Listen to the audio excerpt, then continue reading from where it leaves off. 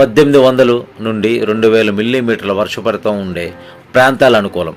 సంవత్సరం మొత్తం అడపాదడపా వర్షం పడుచున్నచో చాలా మంచిది. నీటిని పీల్చుకుని నిల్వ ఉంచుకునే స్వభావం ఉన్న తేలికపాటి వ్యవసాయ భూములు సాగుకు అనుకూలం. నీటి సదుపాయం గల గరప, ఎర్రమట్టి, నల్లరేగడి భూములు సాగుకు అనుకూలం. మొక్క పొదలో నీరు ఎక్కువ నిల్వ ఉండరాదు. నేల సమాంతరంగా ఉండాలి. మొక్క పొదలో 3 అడుగుల లోతు వరకు గ్రావెల్, రాళ్ళు ఉండరాదు. తక్కువ వర్షపాతం గల ప్రాంతంలో నీటి సాగు సదుపాయం ద్వారా కూడా తోటల పెంపకం చేయవచ్చు. బిందు సేద్యం వలన 20% నీటిని ఆదా చేయవచ్చు.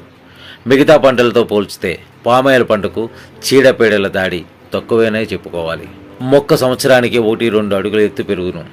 5 సంవత్సరాల వరకు ఏడాదికి 30 నుంచి 35 మట్టలు ఆకులు, ఆ తర్వాత ఏడాదికి 20 నుంచి 20